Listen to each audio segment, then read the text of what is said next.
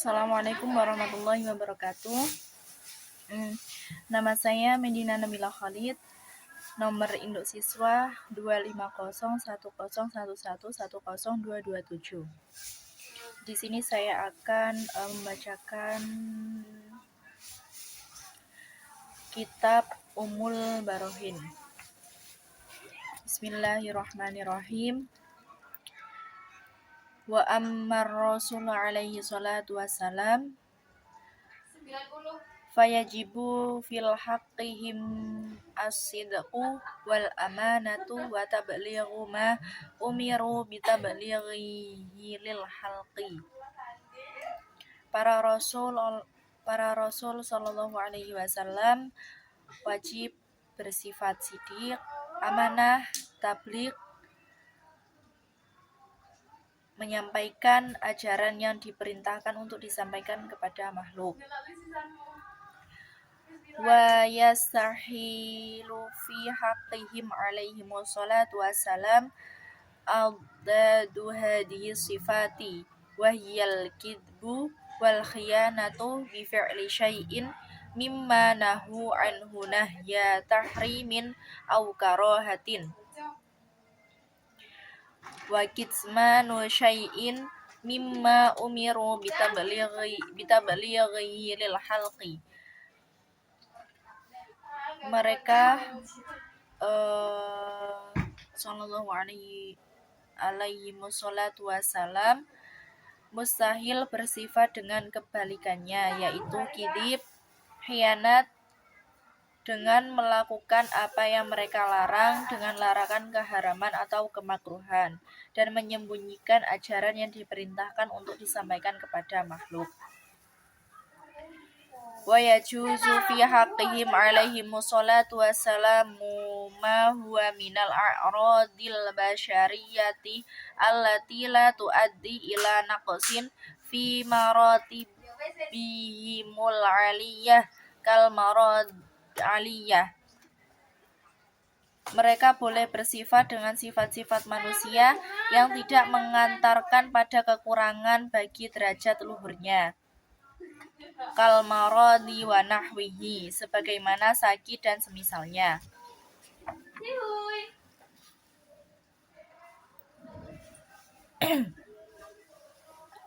Amma burhanu wujubi sidqihim alaihim wassalatu wassalam. Burhan wajibnya sifat sidik atau jujur bagi para rasul alaihi wassalatu wassalam. Fali annahum law lam yasduqu, karena andaikan mereka tidak jujur, pasti kabar dari Allah Ta'ala tentang pembenarannya terhadap mereka.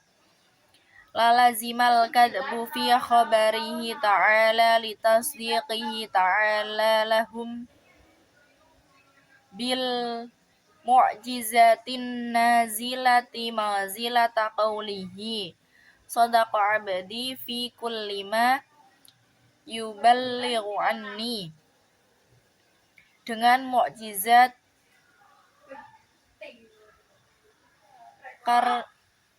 karena andaikan mereka tidak jujur, pasti kabar dari Allah Ta'ala tentang pembenarannya terhadap mereka dengan mukjizat yang turun, seperti menempati posisi firman Allah Ta'ala, hambaku jujur dalam setiap hal yang ia sampaikan dariku, merupakan kebohongan. Ini bukti wajibnya sifat sidik bagi para rasul alaihi wassalatu wassalam bagi pengakuan mereka atas risalah atau kerasulan, dan bagi hal-hal yang menyampaikannya kepada makhluk setelah diutus. Kesimpulan, bukti ini adalah sungguh mukjizat yang Allah Ta'ala ciptakan pada diri para rasul yang merupakan amr khariq li al-adah, atau hal yang keluar dari adat kebiasaan, yang dibarengi dengan tahaddi abdi dan tanpa mampu ditentang. Turun dari Allah Jalla wa Azza menempati posisi firman-Nya. Hambaku jujur dalam setiap hal yang ia sampaikan dariku. Andaikan para rasul boleh berbohong, maka Allah Ta'ala juga boleh. Sebab membenarkan orang bohong merupakan kebohongan. Padahal kebohongan mustahil bagi Allah. Sebab kabar Allah Ta'ala pasti sesuai dengan ilmunya, dan kabar yang sesuai dengan ilmu pasti jujur. Maka tidak ada kabar Allah Ta'ala melainkan suatu kejujuran atau kebenaran. Sungguh ulama telah membuat perumpamaan pengakuan seorang rasul atas kerasulannya dengan permintaan mukjizat kepada Allah Ta'ala sebagai dalil atas kejujurannya. Agar dengan perumpamaan itu penunjukan mukjizat atas kejujuran para rasul alaihi wassalatu wassalam menjadi sah, dan agar hal itu diketahui secara pasti.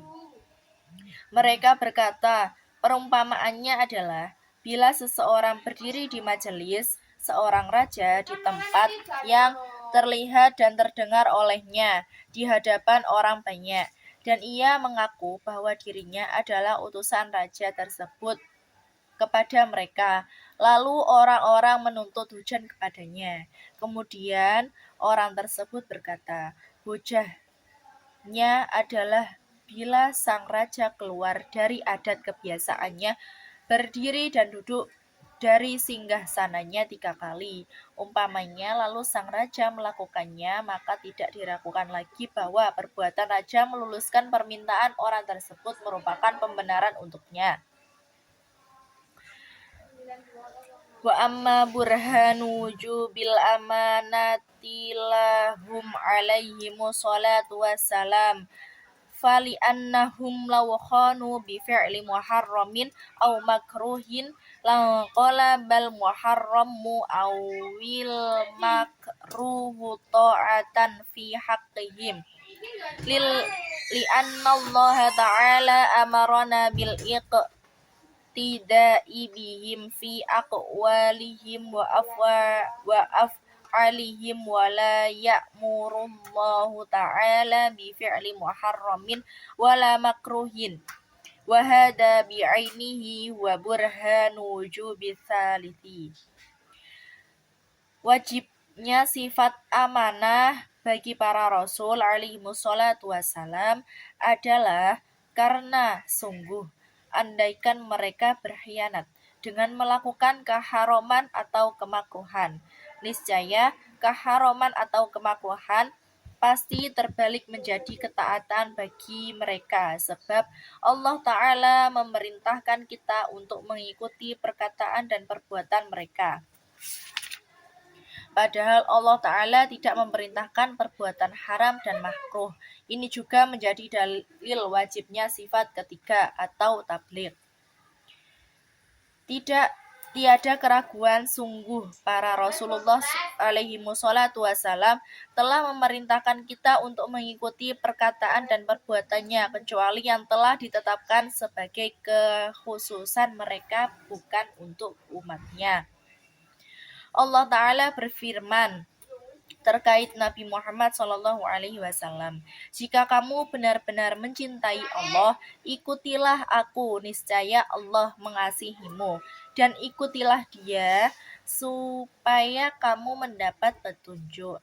Dan rahmatku meliputi segala sesuatu, maka akan aku tetapkan rahmatku untuk orang-orang yang bertakwa, yang menunaikan zakat, dan orang-orang yang beriman kepada ayat-ayatku, yaitu orang-orang yang mengikuti Rasul, Nabi yang ummi, dan ayat selainnya yang terlalu untuk disebutkan. Diketahui pula secara pasti kebiasaan para sahabat mengikuti Nabi Muhammad SAW tanpa berpikir dahulu sama sekali dalam seluruh perkataan dan perbuatannya, kecuali yang ada dalil kekhususannya bagi beliau. Abu Bakar dan Umar radhiyallahu anhuma pernah menyingkap kedua lutut mereka dalam kisah duduknya mereka di pinggir sumur sebagaimana perbuatan Nabi Muhammad SAW. Sahabat satu dengan lainnya pernah hampir saling menyerang karena berebut tukang cukur saat mereka melihat Nabi Muhammad SAW menyukur rambutnya dan tahallul dari ibadah umrohnya dalam kisah Hudaybiyah.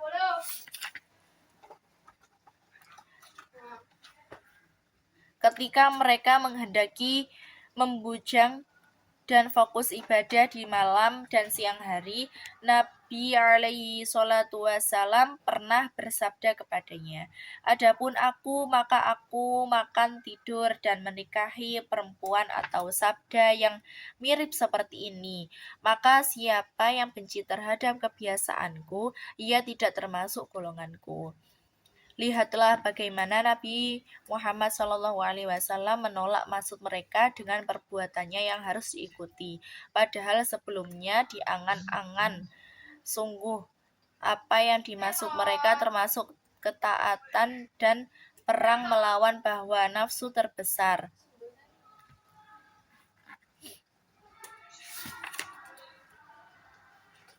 Kesimpulannya, mengikuti Nabi Muhammad SAW dalam seluruh perbuatan dan ucapannya, kecuali sesuatu yang dikhususkan baginya, dan meyakini kesempurnaannya secara umum dan terperinci, tanpa keraguan dan tanpa terhenti sama sekali, termasuk dari kebiasaan ulama salaf yang diketahui secara pasti. Wa amma dalilu jawazil a'radil basyariyati alaihim fa musyahadatu qu'iha bihim imma li ta'dimi ujurihim aw lit tashri'i aw lit tasalli 'anid dunya lit tanbihi li khissati qadriha indallahi ta'ala wa adami ridahu bihada rajazain li anbiyaihi bi'tibari ahwalihim fiha alaihimus salatu wassalam. Burhan, bolehnya Allah Rodo al-Basyariyah atau sifat manusiawi bagi para rasul adalah fakta terjadinya hal itu pada mereka. Ada kalanya karena mengagungkan pahala mereka, tasyri' bersabar dari urusan dunia, mengingatkan terhadap rendahnya derajat dunia di sisi Allah Ta'ala, dan ketidakrelaan Allah padanya di akhirat bagi para nabinya dengan mempertimbangkan kondisi mereka alaihimussalatu wassalam di akhirat.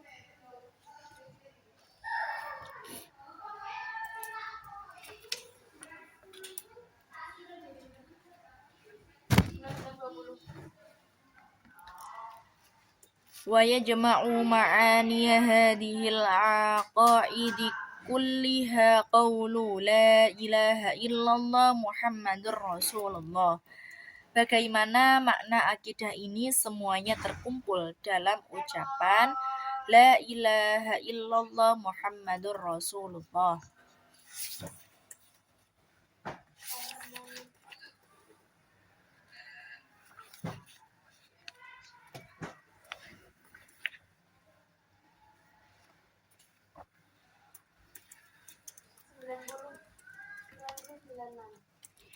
Idh ma'nal uluhiyyati istighna'ul ilahi an kulli ma siwahu waftiqaru kulli ma adahu ilaih.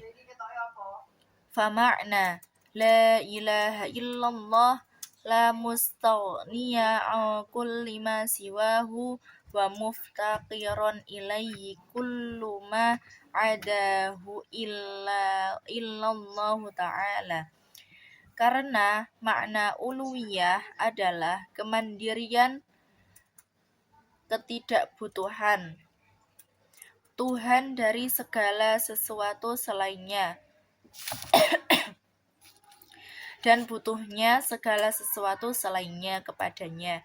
Maka makna la ilaha illallah adalah tidak ada zat yang mandiri dari segala sesuatu selainnya, dan segala sesuatu selainnya adalah zat yang membutuhkannya kecuali Allah Ta'ala.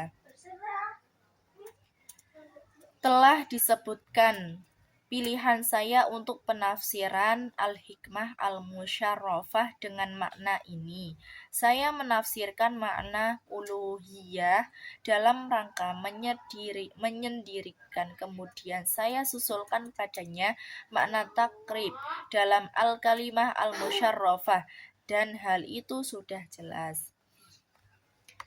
Amma istighna'uhu jalla wa azza an kulli ma siwahu fahuwa yujibu lahu ta'ala al-wujuda wal qidama wal baqa'a wal mukhalafata lil hawadithi wal qiyama binafsi wat tanazzuha 'anin naqaisi.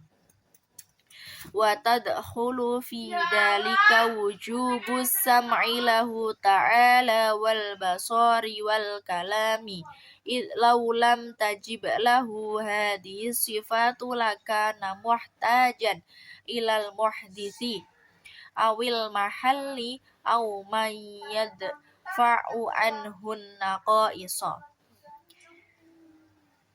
Adapun kemandirian Allah Jalla wa'azza dari segala sesuatu selainnya menetapkan sifat wujud, ada, qidam, terdahulu, baqo, kekal, al-mukhallafatu lil hawadisi, berbeda dengan makhluknya, al-qiyamu binafsi, berdiri sendiri, dan tersucikan dari berbagai kekurangan bagi Allah Ta'ala.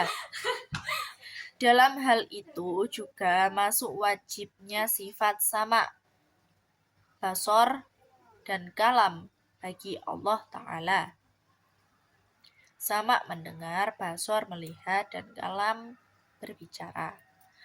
Sebab andaikan sifat-sifat ini tidak wajib bagi Allah, niscaya ia membutuhkan muhaddis,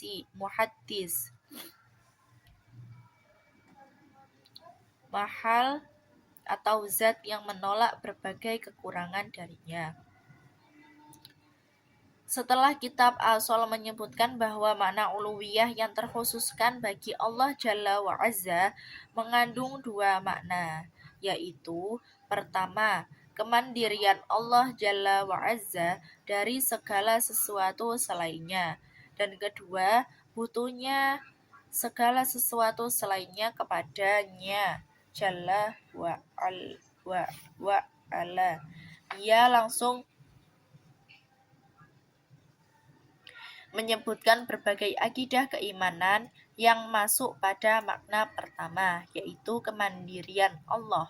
Lalu setelah selesai darinya, ia menyebutkan berbagai akidah keimanan yang masuk dalam makna kedua, yaitu butuhnya selain Allah kepadanya.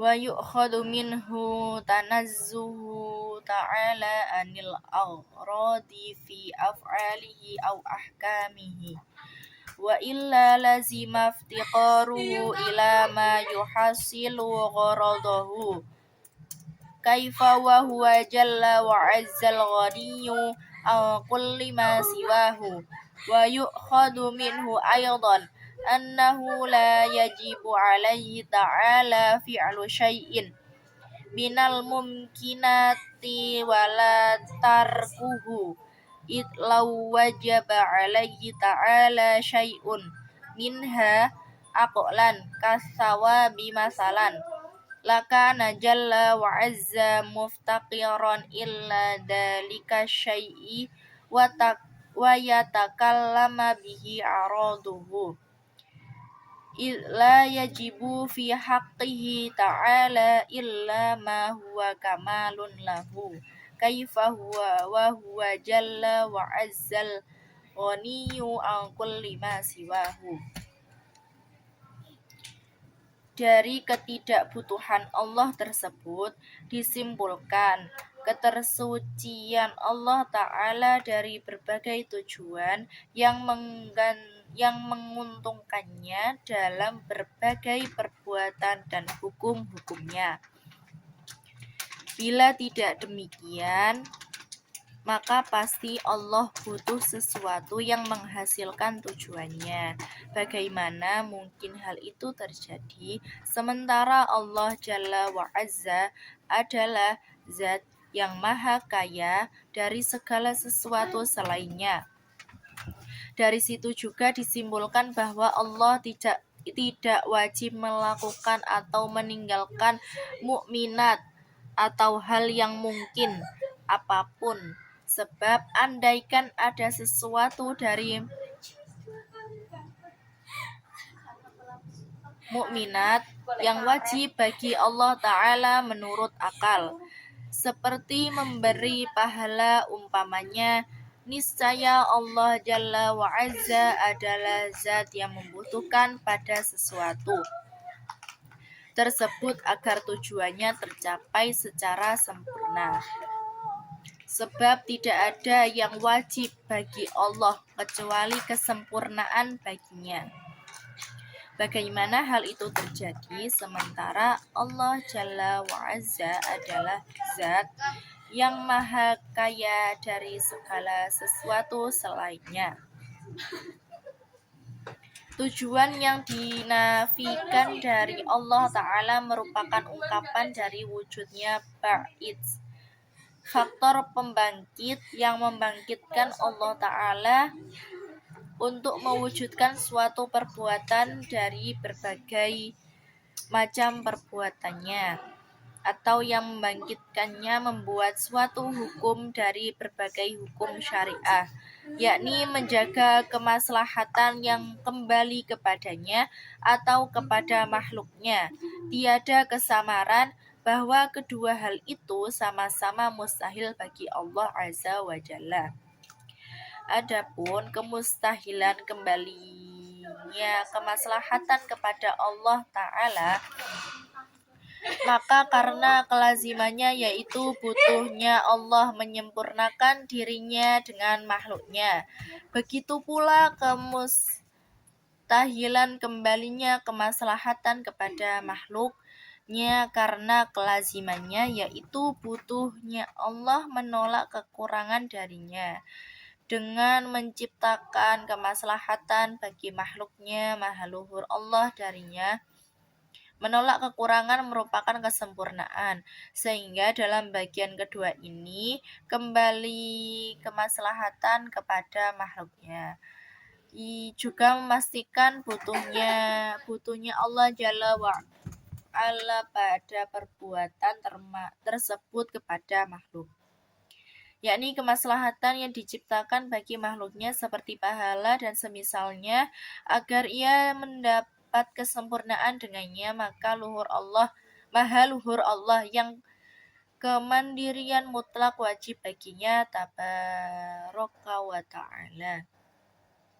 Dari penjelasan tersebut sungguh menjadi jelas bahwa semua perbuatan dan hukum Allah Jalla wa Azza tidak mempunyai ilat yang membangkitkannya. Semuanya murni karena pilihannya. Kemaslahatan makhluk yang dijaga oleh Allah Ta'ala terjadi karena anugerahnya saja. Tidak ada hak apapun bagi seseorang yang wajib bagi Allah Ta'ala. Karena itu dalam kitab Asal Aqidah memberi isyarat pada bagian pertama, kembalinya kemaslahatan kepada Allah Ta'ala, dengan ucapan dari ketidakbutuhan Allah tersebut disimpulkan ketersucian Allah Ta'ala dari berbagai tujuan yang menguntungkannya.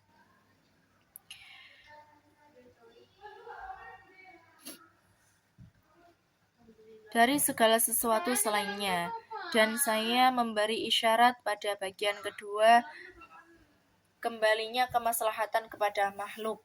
Dengan ucapan dari situ juga disimpulkan bahwa Allah tidak wajib melakukan atau meninggalkan mukminat apapun. Wa amma iftiqaru kulli ma siwahu ilaihi jalla wa azza fahuwa yujibu lahu ta'ala al-hayata wa umumal qudrati wal iradati wal ilmi itlawiyan takfa syai'um min hadihi lama amkana ayyu jada syai'um minal hawadith fala yaftaqiru ilaihi syai'un kaifa wa huwa alladhi yaftaqiru ilaihi kullu ma siwahu.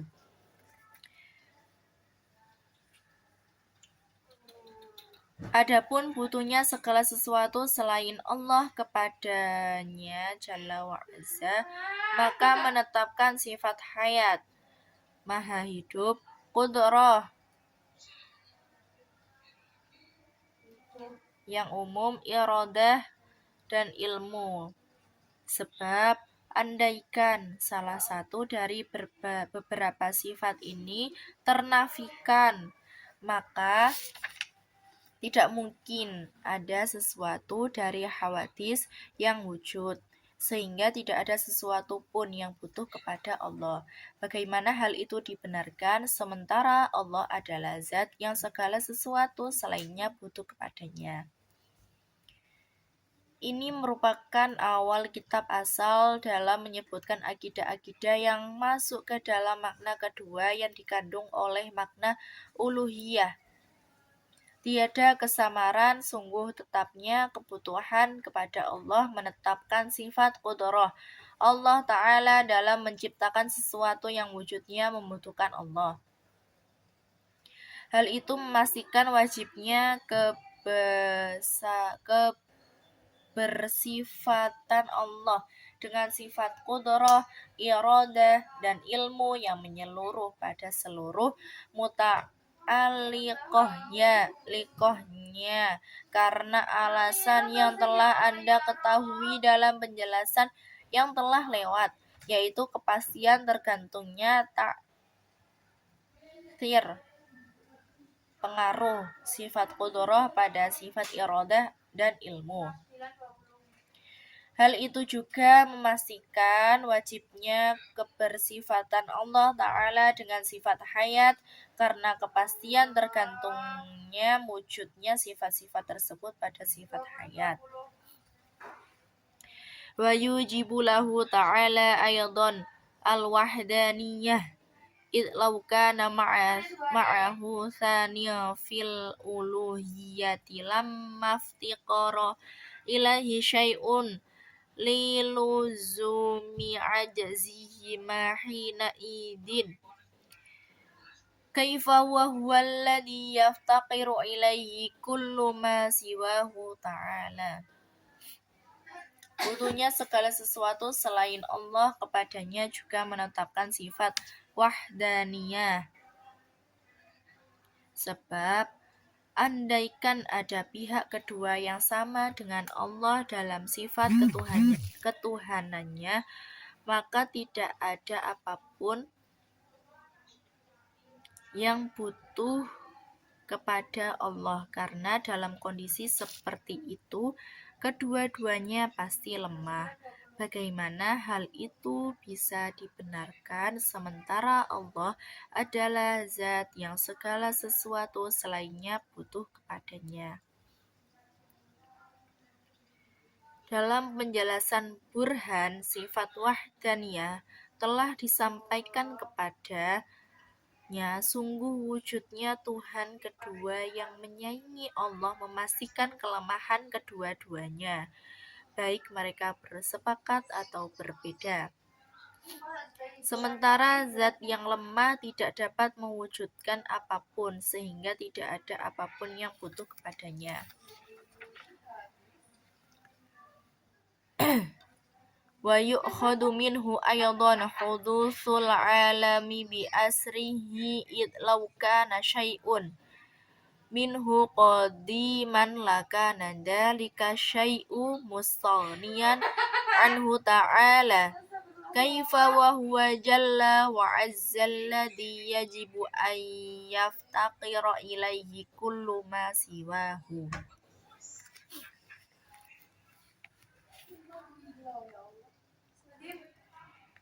Dari butuhnya segala sesuatu selain Allah kepadanya juga disimpulkan kudusnya hal-hal yang baku seluruh alam, sebab andaikan ada sesuatu dari alam yang qadim, niscaya ia tidak membutuhkan Allah Ta'ala.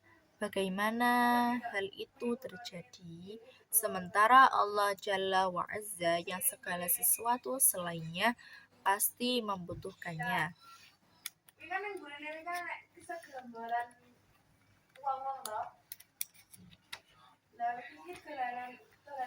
Dalam penjelasan yang telah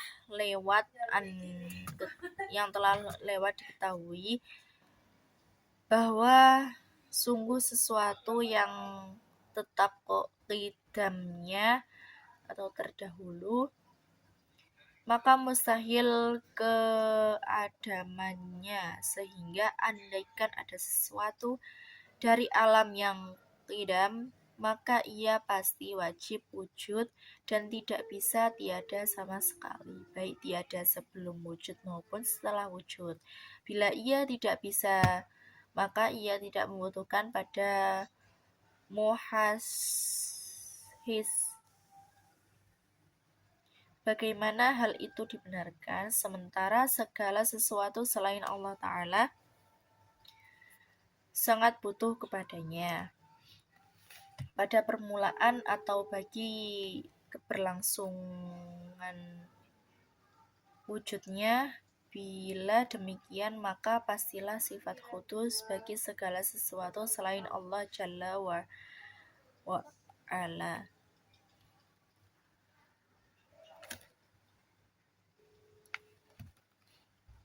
Wa yu'khadu minhu aydan alla ta'thiru li syai'in minal kainati fi asari ma wa illa lazima ayyastaghniya dalikal asaru am maulana jalla wa azza kaifa wa huwa alladhi yaftaqiru ilaihi kullu ma siwahu umuman wa ala kulli halin. Hada yaqaddarta syai'an minal kainati tu'athiru bi tab'ihi wa amma yaqaddarnahu mu'athiran bi quwwatin ja'alahallahu ta'ala fihi kama yaz'amuhu katsirun minal jahalati fadhalika muhalun aydan li'annahu basiru hina idin maulana jalla wa azza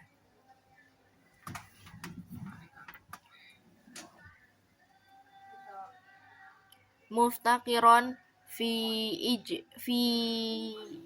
ijadi ba'dil af'ali ila wasiyatatin wa dhalika batilun lima araf taqabbalu min wujubi istighnaihi jalla wa azza an kulli ma siwahu.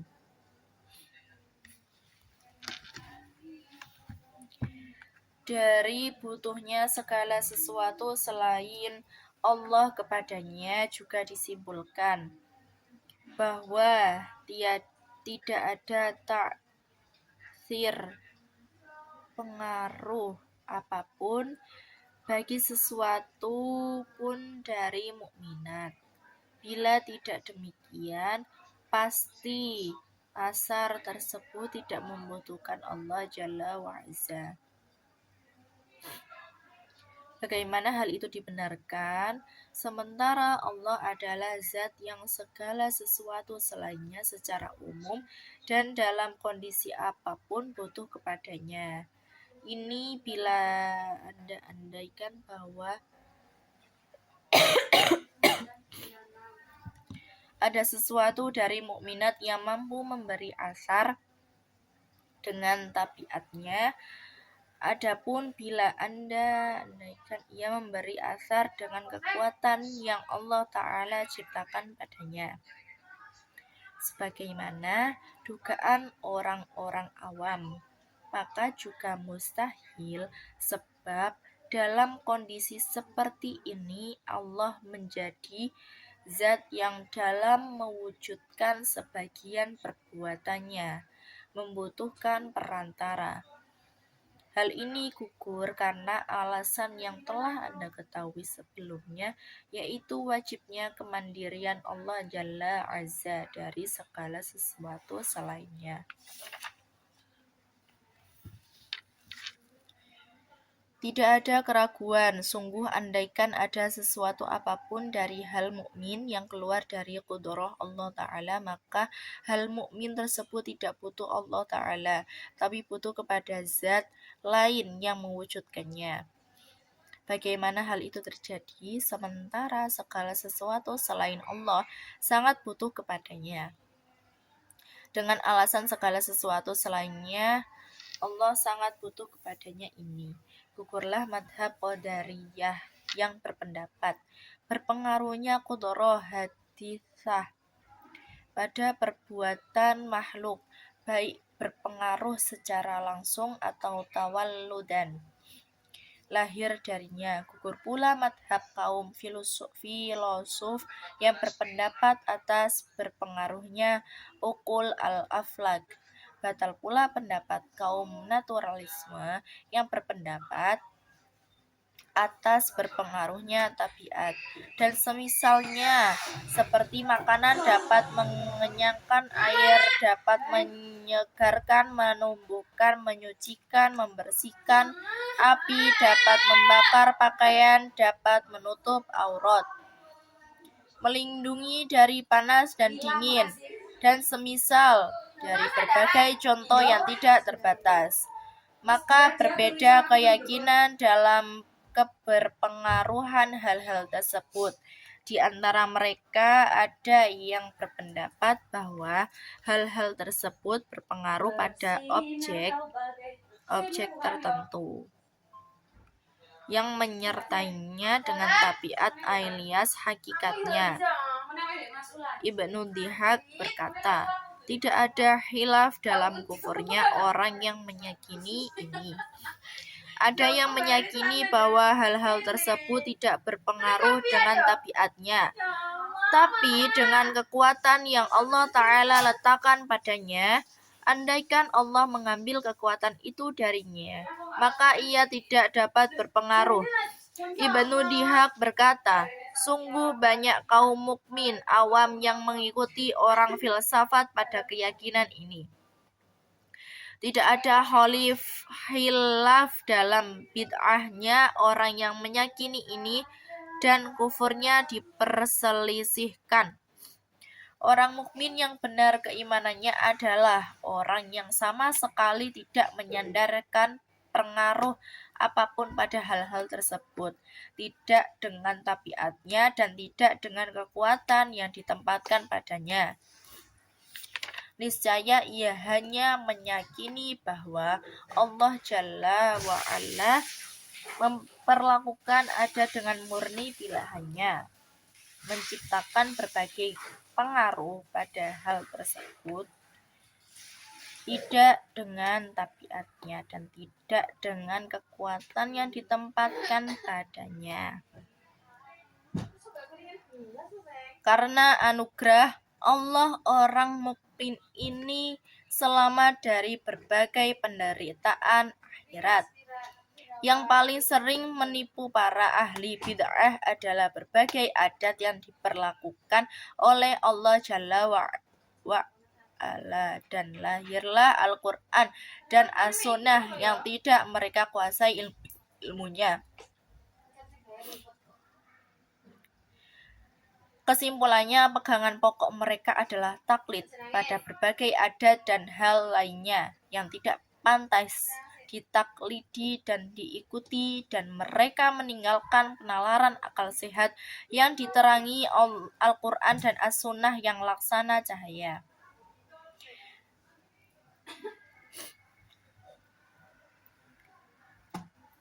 Tiada kesamaran sungguh bila Anda tidak telah memahami secara benar penjelasan yang telah lewat, yaitu wajibnya sifat hudus bagi alam dan wajibnya sifat qidam dan baqo' bagi Allah Jalla wa Azza. Maka pasti memahami bahwa keluarnya alam dari Allah hanya terjadi karena murni pilihannya, tidak dengan iqab keharusan alamiah, dan karena taklil. Bila tidak demikian, maka alam bersifat qadim dan penciptanya hadis, karena wajibnya keberbarengan maklul pada ilatnya, dan kedua hal ini mustahil secara pasti.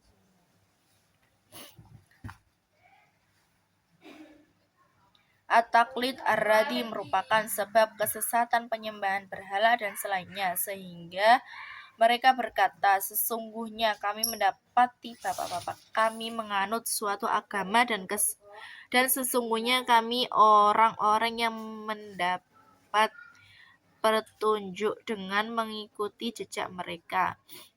Karena itu ulama muhaqqiqun berkata, taklid tidak mencukupi dalam akidah keimanan. Sebagian masyayikh berkata, tidak ada bedanya antara mukallid yang selamat dan hewan yang dituntun.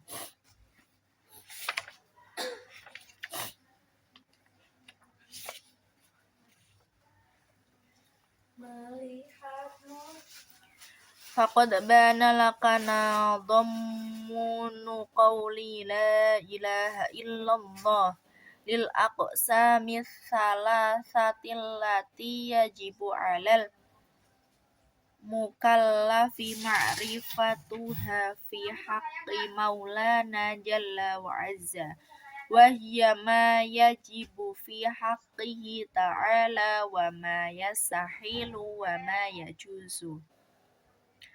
Bila demikian, maka telah jelas bagi Anda pencakupan ucapan la ilaha illallah pada 3 bagian akidah yang wajib diketahui oleh mukallaf terkait Allah Jalla wa Azza, yaitu sifat yang wajib, yang mustahil, dan yang jaiz bagi Allah Ta'ala. Tiada kesamaran atas benarnya penjelasan yang disebutkan kitab asal. Yang meneliti ungkapnya secara langsung akan membuktikan kebenarannya. Tidaklah keterpercayaan berita sebagaimana melihat langsung. Wa amma qauluna Muhammadur Rasulullah sallallahu alaihi wasallam fayadkhulu fihil imanu bisairil anbiya'i wal malaikati alaihi salatu wassalam wal kutubis samawiyati wal yaumil akhir, li'annahu alaihi salatu wassalam ja'a bi tasdiqi jami'i dalika kullihi. Adapun ucapanku Muhammadur Rasulullah, maka iman dengan nabi-nabi selainnya dan malaikat alaihimus salatu wassalam, kitab-kitab samawi dan hari akhir masuk padanya, sebab Nabi Muhammad sallallahu alaihi wasallam membenarkan semuanya. Tiada keraguan sungguh pembenaran terhadap kerasulan Nabi Muhammad SAW berdasarkan petunjuk mukjizatnya yang tidak terbatas, dan pengakuan atas hal itu menetapkan pembenaran terhadap seluruh berita yang dibawa Nabi Muhammad SAW yang berasal dari Allah Di antara yang dibawa oleh Nabi Muhammad SAW adalah apa yang disebutkan di sini.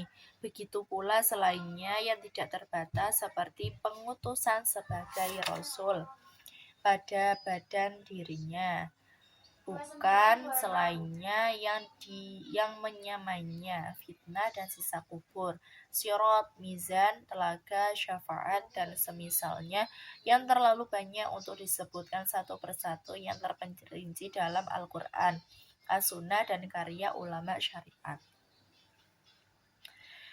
Wa yu'khadu minhu wujubu sidqir rusuli alaihimu salatu wassalam wa istihalatul bi'alaihim wa illa lam yakunu rasulan umana la maulana al-alimi bil khafiyati jalla wa azza wa istihalatu fi'lil manhiyati kulliha li'annahum alaihimu salatu wassalam ursilu liyu'allimun nasa bi aqwalihim wa afwalihim wa sukutihim fayalzamu alla yakuna fi jami'iha mukhalifatan li amri maulana jalla wa azza alladhi ikhtarahum ala jami'il khalqi wa aminahum ala sirri wahyihi. Dari ucapan Muhammadur Rasulullah disimpulkan wajibnya sifat sidik para Rasul alaihimu sholatu wassalam,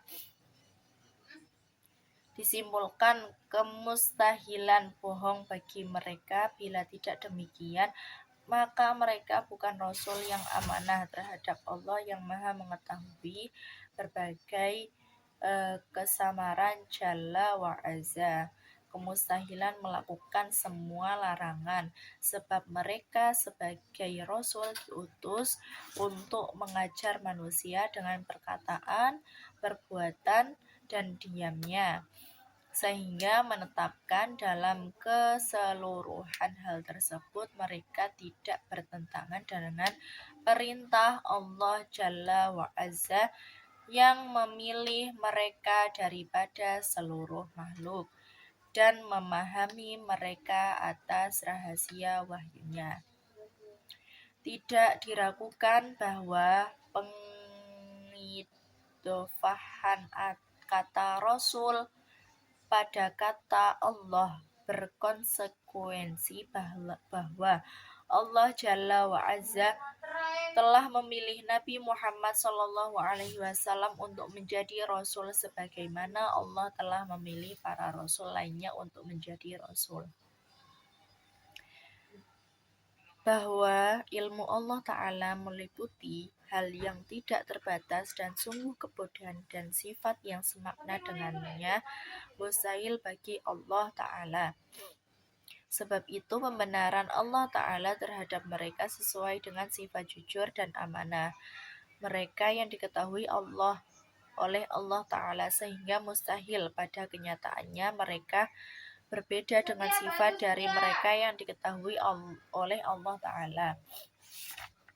Dan Allah telah memerintahkan kepada kita untuk mengikuti mereka dalam berbagai perkataan dan perbuatannya, sehingga hal itu menetapkan bahwa seluruh perkataan dan perbuatan mereka sesuai dengan apa yang diridhoi oleh Allah Jalla wa Azza.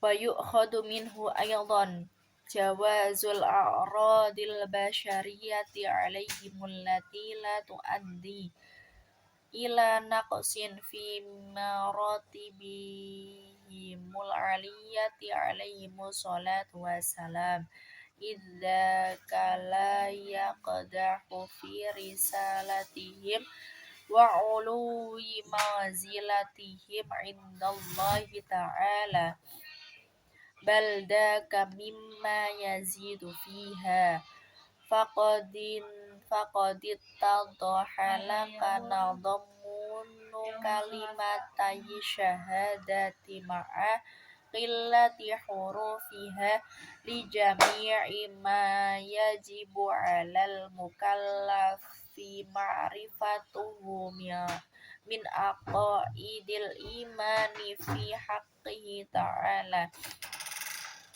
wa fi haqqi rasulihi alaihi wassalatu wassalam.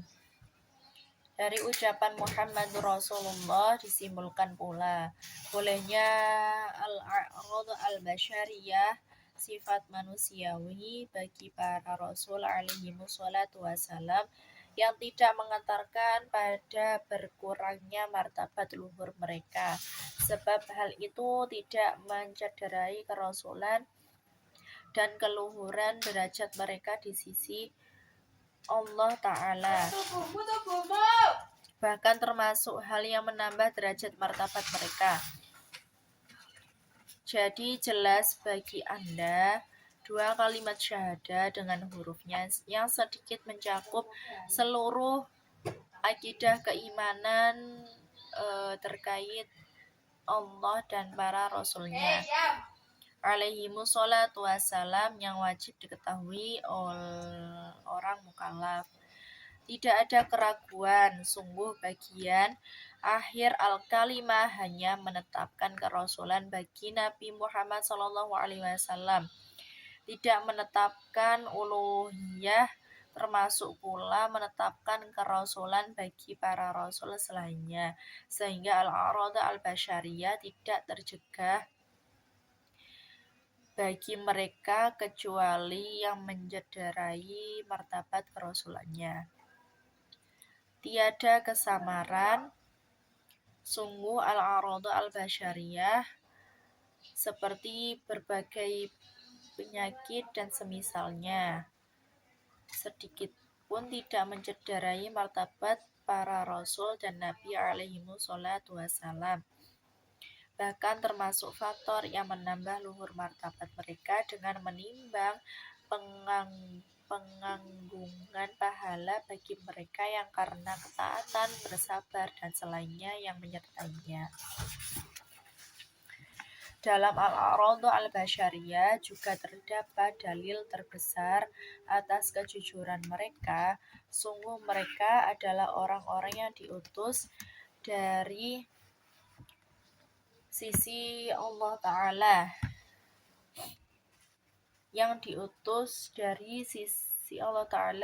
dan sungguh khawarid al-a'rad yang tampak dari diri mereka murni sebab penciptaan Allah Ta'ala sebagai pembenaran bagi mereka.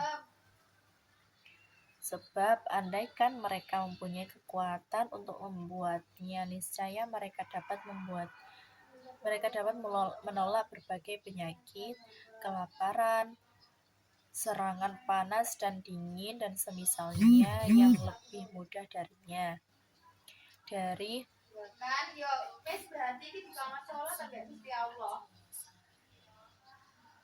Dari hal-hal yang banyak orang yang tidak menjadi nabi yang selamat darinya. Dalam al-a'rad al-basyariyah juga terdapat kemudahan bagi orang yang lemah penalarannya agar mereka tidak meyakini ketuhanan terhadap para rasul, sebab hawarid al-'adah dan berbagai kekhususan yang Allah Ta'ala khususkan bagi mereka. Karena hal ini Allah Ta'ala mengambil dalil bagi orang Nasrani terkait pendapat mereka atas ketuhanan Nabi Isa dan ibunya alaihissalam sholatu wassalam dengan butuhnya mereka berdua terhadap al-a'rad al-basyariyah seperti memakan makanan dan semisalnya, sehingga Allah Ta'ala berfirman, Sungguh telah kafir orang-orang yang berkata, sesungguhnya Allah ialah Al-Masih putra Maryam. Sampai firman Allah, Al-Masih putra Maryam hanya seorang rasul yang sesungguhnya telah berlalu sebelumnya beberapa rasul dan ibunya orang yang sangat benar. Kedua-keduanya biasa memakan makanan.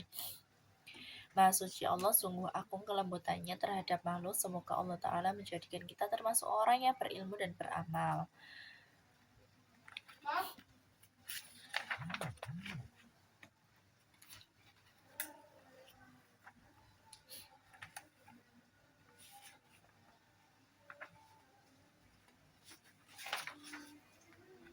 ولعلها لاختصارها مع اشتمالها على ما ذكرناه جعلها الشرع ترجمة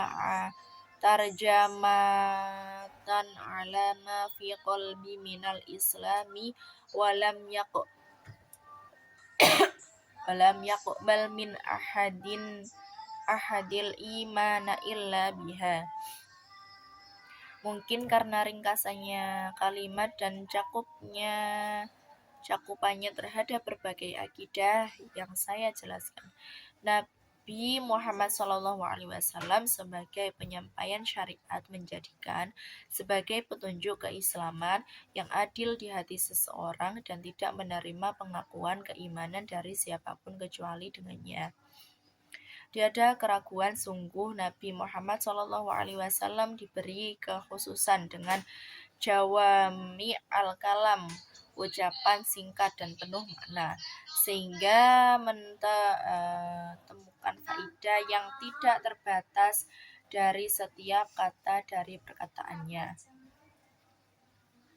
Ia memilih al-kalimat al-musyarafah yang mudah dihafal dan diingat ini, yang banyak sekali faidahnya secara keilmuan maupun kenyataan bagi umatnya untuk menunjukkan keimanan dan menunjukkan apa yang menjadi ketenangan di hati sesuai kehendak mereka.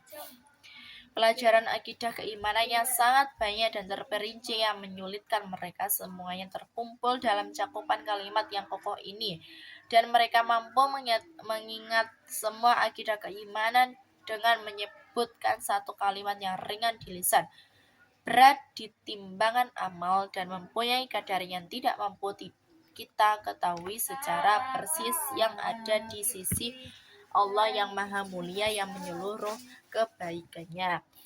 Kemudian setiap akidah dari berbagai akidah keimanan bagi orang yang mengetahuinya ibarat perang tajam yang dapat digunakannya untuk menebas punggung iblis dan anak-anaknya dan menghancurkan berbagai makrifat yang kuat di hati yang membukakan gelapnya dugaan darinya dan membasuh berbagai kotorannya. Kemudian syarak menjadikan al-kalimah al-musyarafah yang ringan ini sebagai pengimpun semua pedang-pedang akidah yang dapat menghasilkan seluruh ma'rifat yang laksana cahaya.